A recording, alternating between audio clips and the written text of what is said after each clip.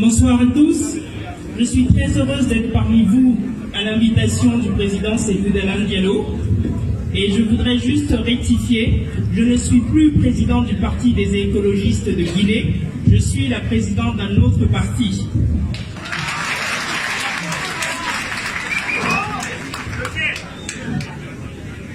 Ce sera la surprise. Monsieur le Président de l'UFDG, Mesdames et Messieurs, en acceptant votre invitation, Monsieur le Président, à participer à votre meeting, j'ai exprimé le plaisir que j'éprouve de vous retrouver et de reprendre avec vous le dialogue que je me suis toujours efforcé de maintenir. L'accueil que vous m'avez réservé, la qualité de nos entretiens, Monsieur le Président, le toast amical chaleureux que nous avons porté m'ont touché profondément et je tiens à vous exprimer ma reconnaissance. Monsieur le Président, je dois vous dire en toute honnêteté que j'ai apprécié votre démarche de vouloir rassembler l'opposition guinéenne. Je suis donc certaine de me faire l'interprète d'une grande majorité de Guinéens et peut-être de me faire votre interprète cet après-midi, Monsieur le Président. Il y a un moment clé dans l'histoire des femmes et des hommes où nous sommes amenés à faire des choix difficiles, à prendre des décisions difficiles. Je pense que ce moment est arrivé et je dois vous dire, Mesdames et Messieurs, qui êtes venus si nombreux à ce meeting, que je suis clairement opposé à toute modification de la Constitution guinéenne.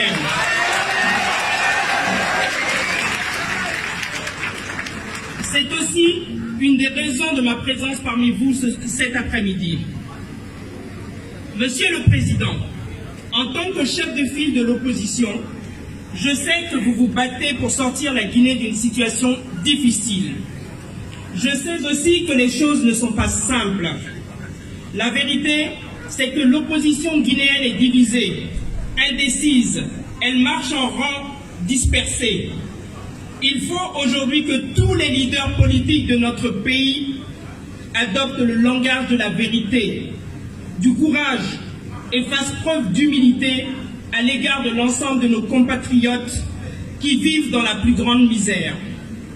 Il est temps d'abandonner les petits calculs politiques, les égos surdimensionnés, parfois la jalousie, l'ethnocentrisme, la transhumance de certains leaders, ainsi que les accords politiques biaisés. Nous savons tous que le gouvernement utilise régulièrement la division et la corruption à grande échelle pour affaiblir les forces vives du pays. Alors, je vous interroge, ne vaut-il pas mieux un salaire et un revenu permanent qu'une somme d'argent qui vous dépanne pour quelques jours ou pour quelques semaines et qui aurait pu servir au développement des activités de notre pays? Il est donc vital aujourd'hui que l'opposition se rassemble dans le seul but de faire respecter l'ordre constitutionnel bafoué à plusieurs reprises, assainir le fichier électoral afin de le rendre fiable et respecter les calendriers électoraux comme cela se fait dans de vraies démocraties. C'est pourquoi, du haut de cette tribune, je me joins au président Cellou Dalein Diallo pour lancer un appel patriotique et solennel à tous les partis politiques, les organisations de la société civile, les associations des femmes et des jeunes, les syndicats, les médias, les services de défense et de sécurité, soucieux de l'avenir de la Guinée, afin de lutter pour une véritable alternance politique et démocratique dans notre pays. Je demande également à tous les députés de mettre en pratique dès la fin de ce mois la politique de la chaise vide au niveau de l'Assemblée nationale.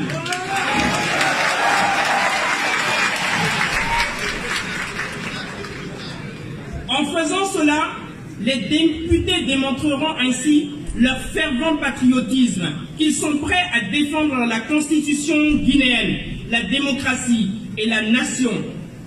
Ceux parmi les députés qui continueront à siéger à l'Assemblée nationale en sachant pertinemment que leur mandat a expiré ou prolongé de manière artificielle auront de toute évidence choisi leur salaire et les avantages liés à leur fonction. Donc, il ne s'agit que de leurs intérêts personnels qui privilégient au détriment de la nation guinéenne qu'ils sont censés défendre. En optant donc pour ces considérations alimentaires, ces députés hypothèquent l'avenir de leurs enfants, de leurs petits-enfants et de toute une génération de Guinéens. Ils seront donc tenus responsables de l'affaiblissement de nos institutions et de la régression de notre pays. Je rappelle au passage que l'opposition, elle aussi, doit se battre pour faire respecter scrupuleusement les lois et les règles qui régissent nos institutions. Pour réussir notre entreprise de rassemblement, Monsieur le Président, Mesdames et Messieurs, et pour sortir progressivement mais résolument la Guinée d'une situation extrêmement difficile, nous avons encore un long chemin à parcourir. Et c'est ensemble que nous trouverons les solutions. La solution se trouve en chacun de nous, en chacun de vous. Et je vous demande à tous de réfléchir au sens de la nation. La Guinée est-elle vraiment une nation? Pour moi, une nation se définit par la complémentarité et non par l'ethnie.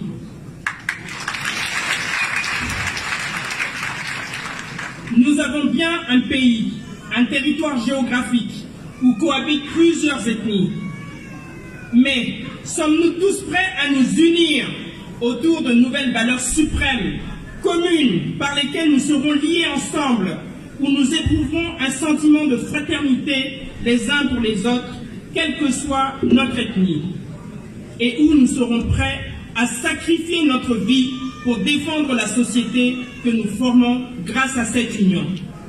C'est dans le respect de la diversité ethnique et culturelle que naîtra l'unité nationale. Et pour préserver l'unité nationale, il faut impérativement éradiquer la misère. La société guinéenne a besoin d'extérioriser le malaise qui la ronge. Son mal-être, ses souffrances qu'il faut écouter et guérir. Le dénominateur commun à ce malaise partagé est la misère qui sévit partout dans notre pays. La pauvreté et les manipulations politiques sont le combustible qui enflamme les braises des mésententes culturelles et ou historiques pour que le feu de la division prenne.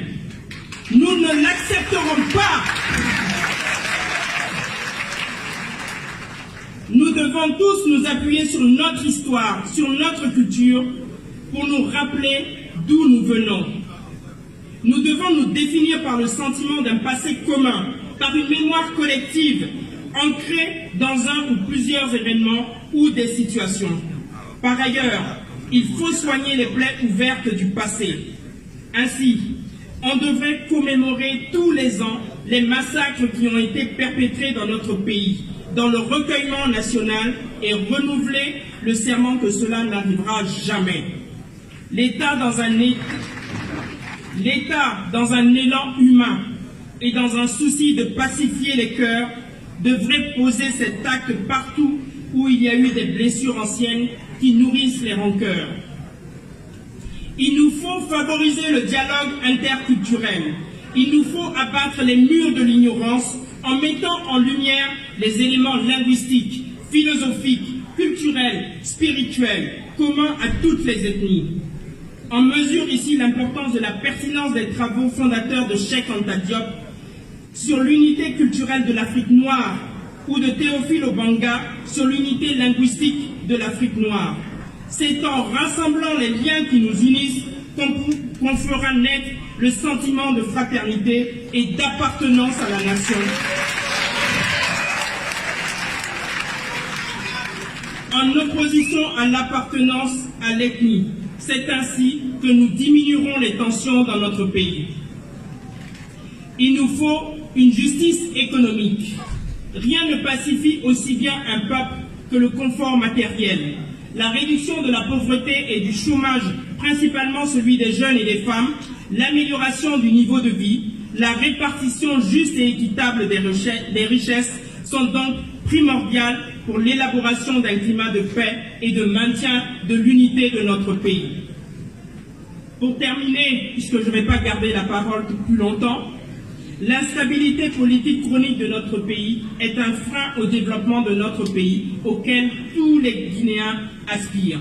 Il devient urgent que nous fassions front pour stopper le projet de présidence à vie du président de la République en œuvrant tous ensemble pour l'unité. Plus tard, avec l'avènement d'un nouveau régime, nous devrons véritablement travailler tous ensemble à transformer notre pays en une nation une et indivisible. Cela passera par la création d'une conscience historique, le décloisonnement des identités ethniques, la refondation des symboles de l'État afin qu'ils reflètent la diversité de la nation. Cela exige l'enseignement d'une philosophie commune, l'accélération du développement avec le partage équitable de nos richesses. Nous devrons nous atteler à transformer notre pays pour en faire une nation moderne et prospère. On arrête la corruption, on développe le pays en reprenant le contrôle de nos mines et on arrête de piller ce pays. Nous devons tous soutenir et servir des valeurs autres que l'argent et la corruption, défendre l'intérêt général et protéger les plus faibles de la nation. Tous unis, nous pouvons y parvenir. Je vous remercie, Monsieur le Président. Je vous remercie de m'avoir permis de m'exprimer ici aujourd'hui. Et mesdames et messieurs, je vous remercie de m'avoir écouté.